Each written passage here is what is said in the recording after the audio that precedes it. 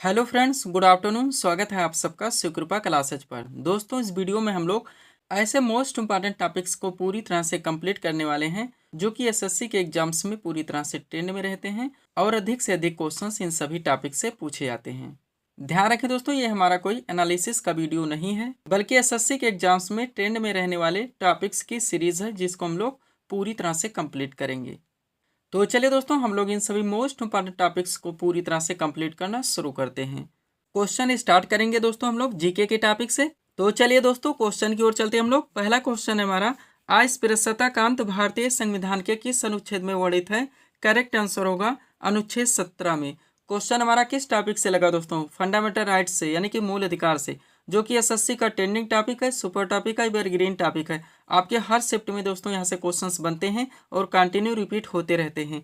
Most important seat आपके सामने लगा दी गई है। इस टॉपिक से रिलेटेड जितने भी क्वेश्चंस, जितने भी फैक्ट बन सकते हैं, सब कुछ पूरी तरह से कवर कर लिया गया है। अगर इस सीट को आप अच्छे से रिवाइज रखते हैं, इस टॉपिक से कोई भी क्वेश्चंस आपके एग्जाम में बनते हैं, किसी भी ट्रेंड से पूछे जाते हैं, क्वेश्चन आपसे मिस होंगे और ना ही क्वेश्चन आपसे गलत होंगे। तो चलिए दोस्तों, इस सुपर टॉपिक्स को हम लोग पूरी तरह से कंप्लीट करना शुरू करते हैं। क्वेश्चन था हमारा, अस्पृश्यताकांत भारतीय संविधान के किस अनुच्छेद में वर्णित है? करेक्ट आंसर होगा अनुच्छेद 17 में। अब इस सीट को पूरी तरह से अपने सामने करते हैं दोस्तों। इस टॉपिक से रिलेटेड जितने भी क्वेश्चन, जितने भी फैक्ट बन सकते हैं, 100% कवर किया गया है। आप इसको A to Z पूरी तरह से रिवाइज रखेंगे। देखते हैं दोस्तों, इंपॉर्टेंट पॉइंट है हमारा। पहला पॉइंट, भारतीय संविधान में मूल अधिकारों का वर्णन संविधान के अनुच्छेद 12 से 35 तक है, जो कि संविधान का भाग 3 है। आगे बढ़ेंगे। प्रारंभ में मूल अधिकारों की संख्या 7 थी, लेकिन 44वें संविधान संशोधन 1978 के द्वारा संपत्ति के अधिकार को मूल अधिकार से हटाकर एक विधिक अधिकार, यानी कि एक कानूनी अधिकार बना दिया गया और अनुच्छेद 300 का में जोड़ दिया गया। तब से वर्तमान में टोटल मूल अधिकारों की संख्या 6 है। ध्यान रखें दोस्तों, एक एक सेंटेंस से हमारे बहुत सारे फैक्ट निकलते हैं जो कि आपके एग्जाम्स में दाखिले पूछे आते हैं। तो आप सभी फैक्ट को पूरी तरह से अपडेट रखेंगे। अब सबसे पहले दोस्तों, आप लोग उन 6 मूल अधिकारों को देख लीजिए जहां से डायरेक्टली आपके एग्जाम्स में क्वेश्चंस बनते हैं। पहला दोस्तों हमारा समानता का अधिकार, जिसका प्रावधान भारतीय संविधान के अनुच्छेद 14 से लेकर 18 तक है। दूसरा है आपका स्वतंत्रता का अधिकार, जिसका प्रावधान भारतीय संविधान के अनुच्छेद 19 से लेकर 22 तक है। तीसरा है आपका शोषण के विरुद्ध अधिकार, जिसका प्रावधान भारतीय संविधान के अनुच्छेद 23 से लेकर 24 तक है। चौथा दोस्तों आपका धार्मिक स्वतंत्रता का अधिकार, जिसका प्रावधान भारतीय संविधान के अनुच्छेद 25 से लेकर 28 तक है। पांचवा दोस्तों आपका संस्कृति एवं शिक्षा संबंधी अधिकार, जिसका प्रावधान भारतीय संविधान के अनुच्छेद 29 से लेकर 30 तक है। और छठा है आपका संवैधानिक उपचारों का अधिकार, जिसका प्रावधान भारतीय संविधान के अनुच्छेद 32 में है। सब कुछ पूरी तरह से आप रिवाइज रखेंगे। अब चूंकि दोस्तों ये आपका ट्रेंडिंग टॉपिक है, आपके हर आर्टिकल से यहाँ से क्वेश्चंस बनते हैं, तो सब कुछ पूरी तरह से आप अपडेट रखेंगे। देखेंगे दोस्तों, एक एक आर्टिकल को पूरी तरह से यहाँ पे एक्सप्लेन कर दिया गया है। पहला पॉइंट है हमारा, विधि के समक्ष समानता का अधिकार संविधान के किस अनुच्छेद में है? तो अनुच्छेद 14 में है। दूसरा दोस्तों आपका अनुच्छेद 15 का संबंध किससे? ध्यान रखेंगे दोस्तों, क्या होता है कभी कभी आपके क्वेश्चन में डायरेक्ट कॉन्सेप्ट दिया जाता है और आपके ऑप्शन में आर्टिकल दिए जाते हैं, आपको आंसर करने होते हैं, जैसे कि पॉइंट नंबर 1 है आपका। लेकिन कभी कभी दोस्तों क्वेश्चंस के ट्रेंड को चेंज कर दिया जाता है, आपके क्वेश्चन में डायरेक्ट आर्टिकल रख दिया जाता है और आपके ऑप्शन में कॉन्सेप्ट दिया जाता है, आपको आंसर करने होते हैं, जैसे कि पॉइंट नंबर 2 है। तो सारे ट्रेंड से दोस्तों आप लोग क्वेश्चंस को प्रिपेयर रखेंगे। चलिए शुरू करते हैं। अनुच्छेद 15 का संबंध किससे है? धर्म, मूलवंश, जात, लिंग या जन्मस्थान के प्रतिषेध से। नेक्स्ट, अनुच्छेद 16 का संबंध दोस्तों लोक नियोजन के विषय में अवसर की समानता, या आप कह सकते हैं सरकारी पद प्राप्ति के समान अवसर का प्रावधान किया गया है। अनुच्छेद 17 आपका हाईलाइटेड है, इसमें अस्पृश्यता के अंत का प्रावधान किया गया है और अनुच्छेद 18 में उपाधियों के अंत का प्रावधान किया गया है। आगे बढ़ेंगे। अनुच्छेद 19 का संबंध है दोस्तों विचार एवं अभिव्यक्ति की स्वतंत्रता का और अनुच्छेद 20 का संबंध है अपराधों के लिए दोष सिद्धि के संबंध में संरक्षण का प्रावधान। हर आर्टिकल से दोस्तों क्वेश्चंस बनते हैं, पूरी तरह से आप प्रिपेयर रहेंगे। आगे बढ़ेगा। अनुच्छेद 21 का की बात की जाए दोस्तों, तो इसमें प्राण और दैहिक स्वतंत्रता के संरक्षण का प्रावधान किया गया है और अनुच्छेद 21 का में 6 से 14 वर्ष तक के सभी बच्चों को अनिवार्य और निःशुल्क शिक्षा का प्रावधान किया गया है। नेक्स्ट, अनुच्छेद 23 का संबंध किससे? तो मानव दुर्व्यापार एवं बलात्श्रम का परिच्छेद से।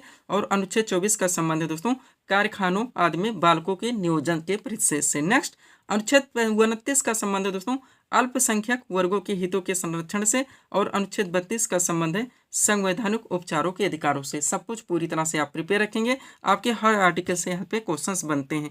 थोड़ा सा दोस्तों एक नोट देखिए ताकि ये आपका टॉपिक पूरी तरह से कंप्लीट हो। देखिएगा, दोस्तों 44वें संवैधानिक संशोधन 1978 ने यह स्पष्ट किया कि राष्ट्रपति द्वारा राष्ट्रीय आपातकाल के दौरान अनुच्छेद 20 जिसमें प्रावधान किया गया है अपराधों के लिए दोष सिद्धि के संबंध में संरक्षण, और अनुच्छेद 21 जिसमें प्रावधान किया गया है जीवन और व्यक्तिगत स्वतंत्रता की सुरक्षा को निलंबित नहीं किया जा सकता।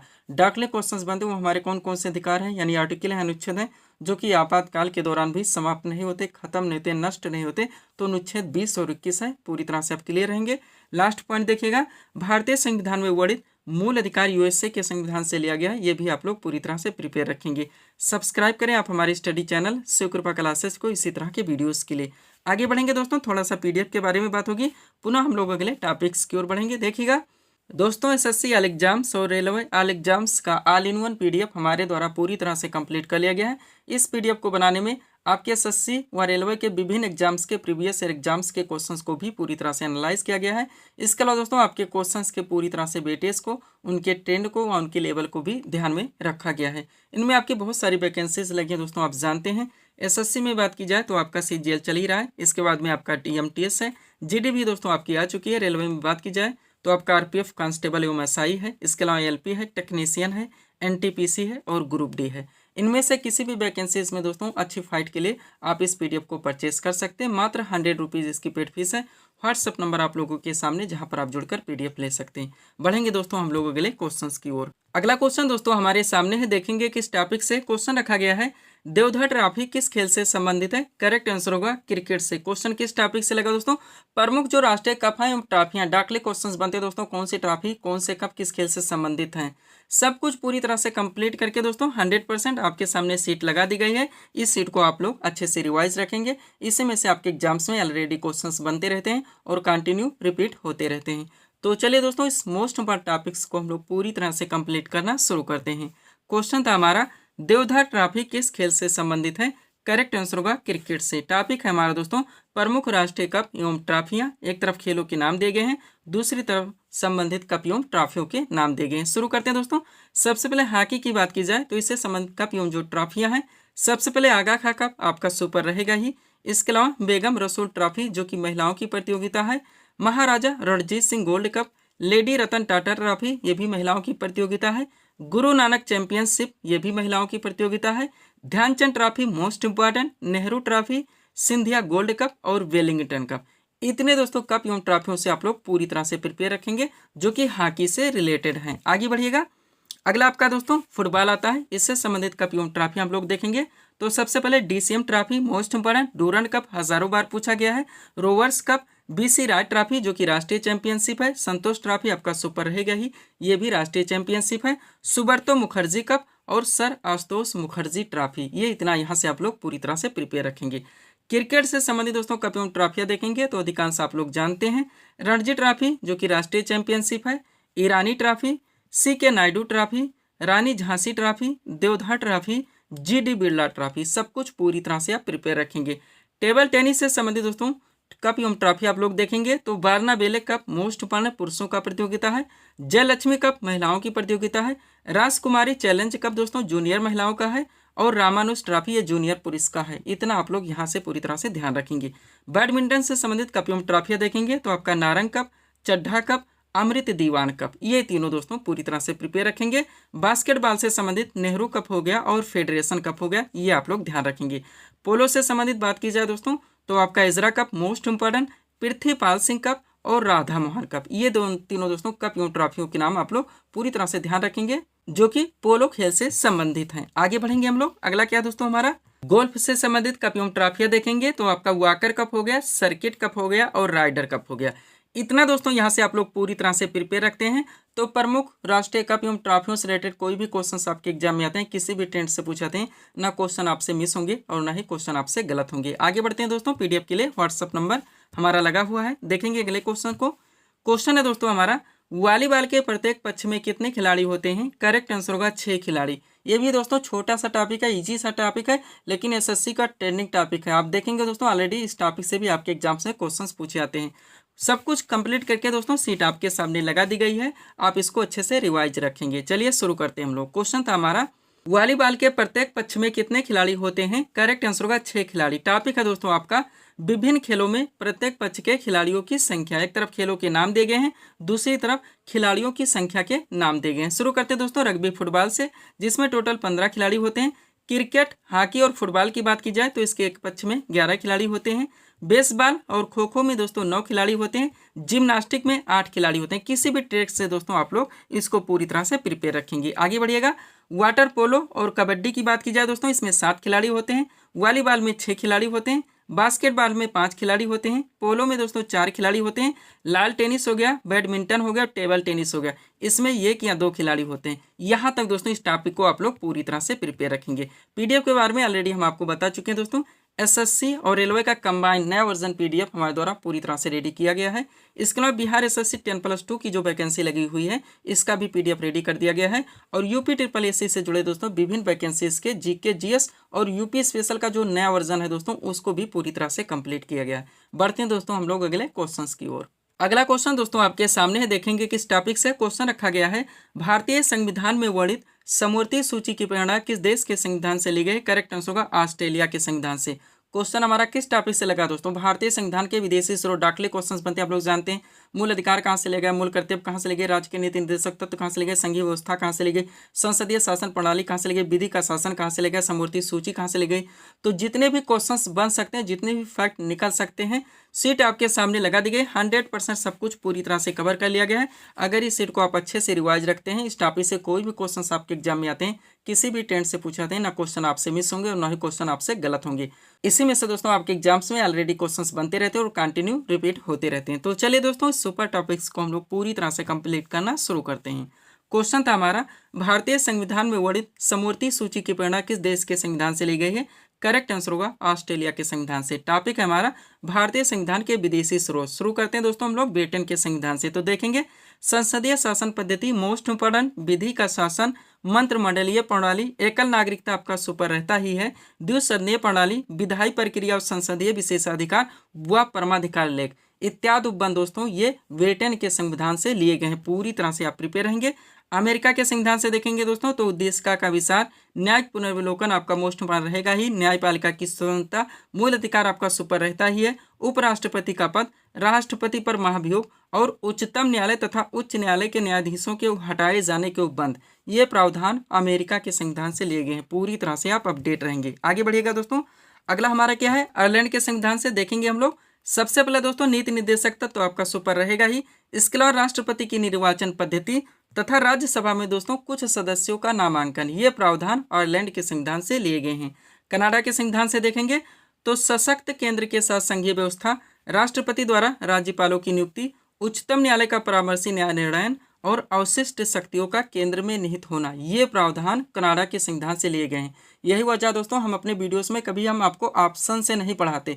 ऑप्शन से ये चीज़ें आपकी कभी क्लियर नहीं हो सकती, केवल टाइम टेकिंग होगा और आपको कन्फ्यूजन क्रिएट होगी।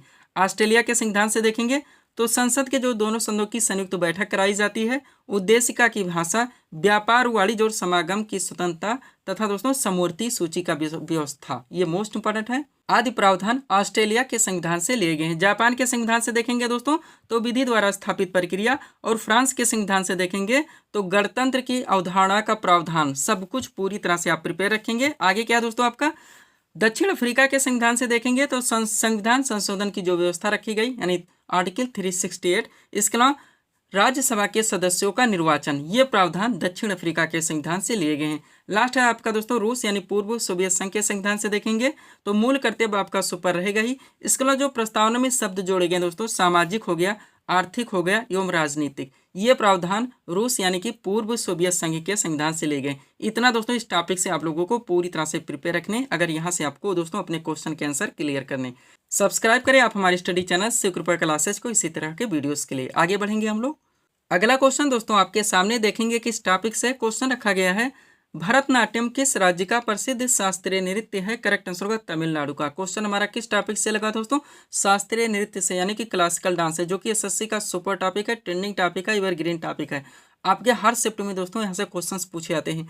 मोस्ट इंपॉर्टेंट सीट आपके सामने लगा दी गई। शास्त्रीय नृत्य से रिलेटेड जितने भी क्वेश्चंस, जितने भी फैक्ट बन सकते हैं, सब कुछ पूरी तरह से कंप्लीट किया गया है। अगर इस सीट को आप अच्छे से रिवाइज रखते हैं, इस टॉपिक से कोई भी क्वेश्चंस आपके एग्जाम में आते हैं, किसी भी टेंट से पूछे जाते हैं, क्वेश्चन आपसे मिस होंगे और ना ही क्वेश्चन आपसे गलत होंगे। इसी में से दोस्तों आपके एग्जाम में ऑलरेडी क्वेश्चंस पूछे जाते हैं और कंटिन्यू रिपीट होते रहते हैं। तो चलिए दोस्तों, इस सुपर टॉपिक्स को हम लोग पूरी तरह से कंप्लीट करना शुरू करते हैं। क्वेश्चन था हमारा, भरतनाट्यम किस राज्य का प्रसिद्ध शास्त्रीय नृत्य है? करेक्ट आंसर होगा तमिलनाडु का। अब देखिएगा, एक तरफ शास्त्रीय नृत्य के नाम दिए गए, दूसरी तरफ संबंधित राज्य के नाम दिए गए। सबसे पहले दोस्तों हम लोग लोकेशन को कवर करेंगे, जो कि डायरेक्टली पूछे जाते हैं। बात की जाए दोस्तों भरतनाट्यम की, तो ये तमिलनाडु राज्य का शास्त्रीय नृत्य है। कथकली और मोहिनीअट्टम दोनों एक साथ देखेंगे, क्योंकि ये दोनों दोस्तों केरल के शास्त्रीय नृत्य हैं। कुचिपुड़ी दोस्तों आपका आंध्र प्रदेश का शास्त्रीय नृत्य है, ध्यान रखेंगे आप लोग। आगे बढ़ते हैं। अगला क्या है दोस्तों हमारा, सत्रिया, जो कि असम का शास्त्रीय नृत्य है। मणिपुर दोस्तों मणिपुर राज्य का शास्त्रीय नृत्य है। ओडिसी ओडिशा राज्य का शास्त्रीय नृत्य है। और कथक दोस्तों ये उत्तर प्रदेश का शास्त्रीय नृत्य है। ये चीजें थी दोस्तों जो कि आपके एग्जाम में डायरेक्टली पूछे जाते हैं।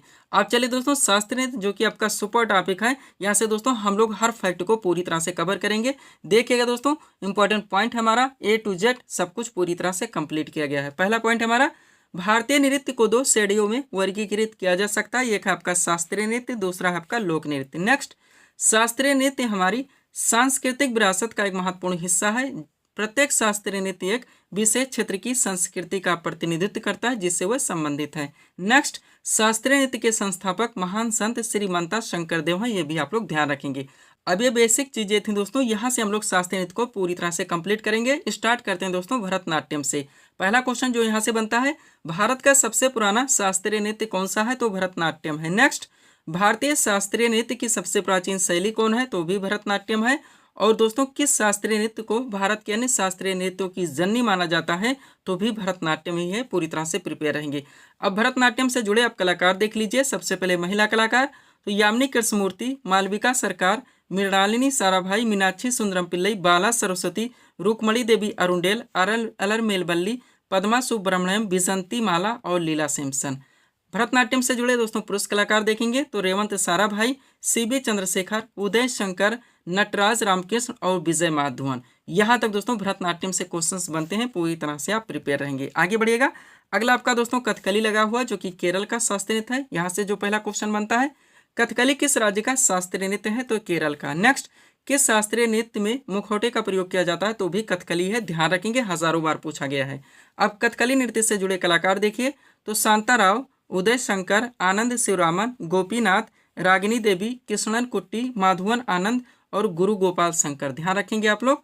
नेक्स्ट आपका आता है दोस्तों कथक, जो कि उत्तर प्रदेश का शास्त्रीय नृत्य है। यहाँ से जो फैक्ट निकलते हैं, पहला पॉइंट, जयपुर घराना, लखनऊ घराना और वाराणसी घराना किस नृत्य शैली के मुख्य घराने हैं? तो कथक के एक साथ दे दिया गया। ध्यान रखेंगे। अब कथक नृत्य के जुड़े कलाकार देख लीजिए तो बिरजू महाराज, शंभू महाराज, बैजनाथ प्रसाद, लच्छू महाराज, सुंदर प्रसाद, सुखदेव महाराज, सितारा देवी, गौरी शंकर, देवी लाल, शोभना नारायण, गोपी कृष्ण, मालविका सरकार, हजारी अग्रवाल, विद्या गौरी अडकर और भारती गुप्ता। यहाँ तक आप लोग दोस्तों कथक को पूरी तरह से प्रिपेयर रखेंगे। आगे बढ़िएगा। अगला आपका दोस्तों कुचिपुड़ी लगा हुआ, जो कि आंध्र प्रदेश राज्य का शास्त्रीय नृत्य है। यहाँ से जुड़े जो क्वेश्चन बनते हैं, पहला पॉइंट, लक्ष्मी नारायण शास्त्री का नाम किस शास्त्रीय नृत्य से जुड़ा है? तो कुचिपुड़ी से। नेक्स्ट, किस शास्त्रीय नृत्य में नर्तक कांस्य की थाली में खड़ा होकर नृत्य करता है? तो भी कुचिपुड़ी ही है। अब कुचिपुड़ी नृत्य से जुड़े कलाकार देखिए तो लक्ष्मी नारायण शास्त्री, राजा और राधा रेड्डी, यामिनी कृष्णमूर्ति, यामिनी रेड्डी, कौशल्या रेड्डी, भावना रेड्डी, मंजू भार्गवी, अरुणिमा कुमार और मिथिला कुमार। यहाँ तक दोस्तों आप लोग कुचिपुड़ी को पूरी तरह से प्रिपेयर रखेंगे। आगे बढ़िएगा। अगला हमारा क्या दोस्तों देखेंगे, मोहिनीअट्टम, जो कि केरल का ही शास्त्रीय नृत्य है। यहाँ से जो पहला क्वेश्चन बनता है, मोहिनीअट्टम का संबंध किस हिंदू देवता से है? तो भगवान विष्णु से है। ध्यान रखेंगे। अब मोहिनीअट्टम से जुड़े कलाकार देख लीजिए तो स्मिता राजन, कला मंडलम, कल्याण कुटियम्मा, हेमा मालिनी, भारती शिवाजी, कनक रेले, सुनंदा नायर, रेमा श्रीकांत, पल्लवी कृष्ण, रागिनी देवी, कला मंडलम राधिका और राधा दत्तापति। यहाँ तक दोस्तों आप लोग मोहिनीअट्टम को पूरी तरह से प्रिपेयर रखेंगे। नेक्स्ट आपका ओडिसी लगा हुआ, जो कि ओडिशा राज्य का शास्त्रीय नृत्य है। पहला पॉइंट, किस शास्त्रीय नृत्य की उत्पत्ति देवदासियों के द्वारा हुई है? तो ओडिसी है। अब ओडिसी नृत्य कलाकार देखेंगे तो सोनल मानसिंह, केलूचरण मोहपात्रा, अनीता बाबू, अर्पिता वेंकटेश, चित्रा कृष्णमूर्ति, शर्मिला विश्वास, शर्मिला मुखर्जी, मधुमिता राउत, इंद्राणी रहमान, काली चंद्र, संयुक्त पाणिग्राही दोस्तों, और उसके बाद में माधवी मुद्गल। यहाँ तक आप लोग इसको पूरी तरह से प्रिपेयर रखेंगे। आगे बढ़िएगा। अगला आपका मणिपुरी लगा हो, जो कि मणिपुर राज्य का शास्त्रीय नृत्य है। पहला क्वेश्चन, कौन सा शास्त्रीय नृत्य लाई हरोबा उत्सव में किया था? तो मणिपुरी है, ध्यान रखेंगे, हजारों बार पूछा गया है। अब मणिपुरी नृत्य से जुड़े कलाकार देखिए तो कलावती देवी, निर्मला मेहता, सविता मेहता, सिंहजीत सिंह, झाबेरी बहने, रीता देवी और गोपाल सिंह। यहाँ तक आप लोग इसको पूरी तरह से प्रिपेयर रखेंगे। आगे बढ़िएगा। लास्ट आपका दोस्तों सत्रिया लगा हुआ, जो कि असम का शास्त्रीय नृत्य है। पहला क्वेश्चन, सत्रिया नृत्य के संस्थापक कौन थे? श्रीमंत शंकरदेव। और सत्रिया नृत्य से जुड़े कलाकार देखेंगे तो सुनील कोठारी, उपासना महंत, रेखा तालुकदार, जतिन गोस्वामी और रूप रानी द्वस बोरा। यहाँ तक दोस्तों आप लोग शास्त्रीय नृत्य को पूरी तरह से अगर प्रिपेयर रखते हैं, कोई भी क्वेश्चन शास्त्रीय नृत्य से आते हैं, किसी भी ट्रेंड से पूछाते हैं, ना क्वेश्चन आपसे मिस होंगे और ना ही क्वेश्चन आपसे गलत होंगे। पीडीएफ के लिए व्हाट्सअप नंबर हमारा लगा हुआ है। बढ़ेंगे हम लोग अगले टॉपिक्स की ओर। अगला क्वेश्चन दोस्तों आपके सामने है, देखेंगे किस टॉपिक से क्वेश्चन रखा गया है। राज्य के नीति निर्देशक तत्व यानी कि डीपीएसपी का वर्णन संविधान के किस भाग में? करेक्ट आंसर होगा भाग 4 में।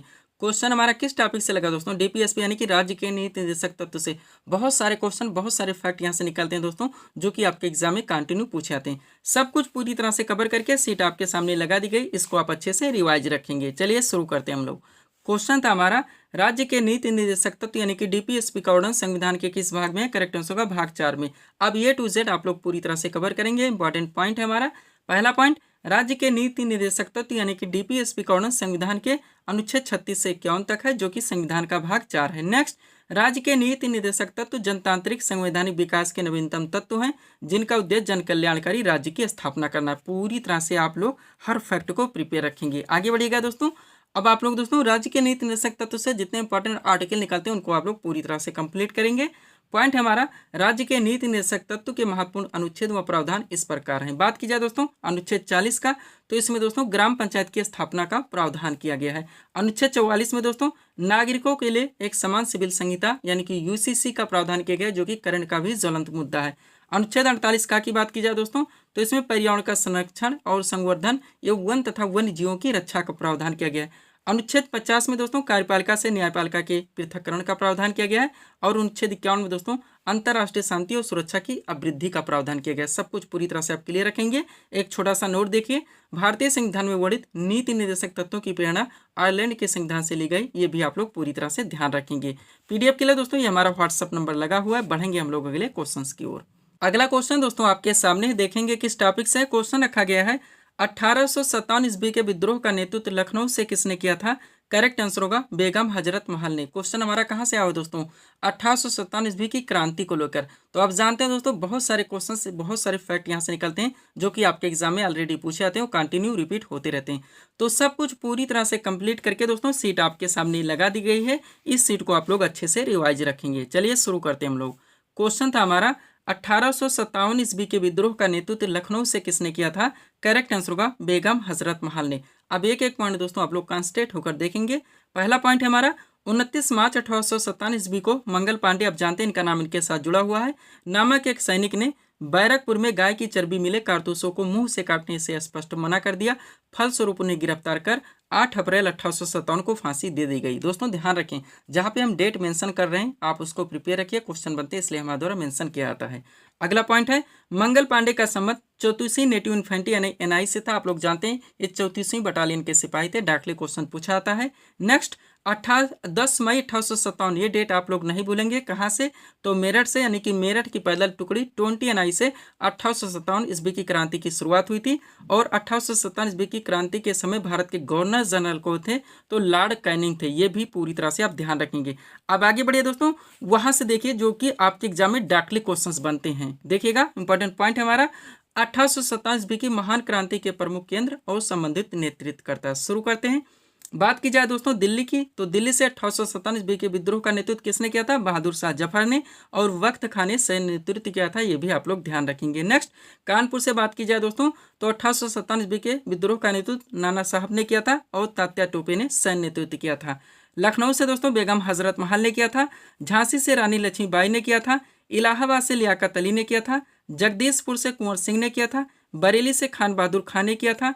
फैजाबाद से मौलवी अहमदुल्ला ने किया था। और फतेहपुर से दोस्तों आजिमुल्ला ने किया था। यहाँ तक दोस्तों आप लोग इसको पूरी तरह से प्रिपेयर रखेंगे। तो इस वीडियो में दोस्तों इतना ही। हालांकि दोस्तों 2 टॉपिक्स हम साइंस का भी ऐड करना चाहते थे, लेकिन वीडियो लंबा हो जाएगा, तो अगले दोस्तों वीडियोस में हम लोग कंप्लीट करेंगे। तो दोस्तों इसी तरह के वीडियोस के लिए आप हमारे स्टडी चैनल शिवकृपा क्लासेस से जुड़े चैनल को सब्सक्राइब करें ताकि हमारे द्वारा दिए जाने वाले सभी वीडियोस आप क्रम से सबसे पहले देख सकें। तो मिलते हैं दोस्तों हम नेक्स्ट वीडियोस में। Thanks for watching.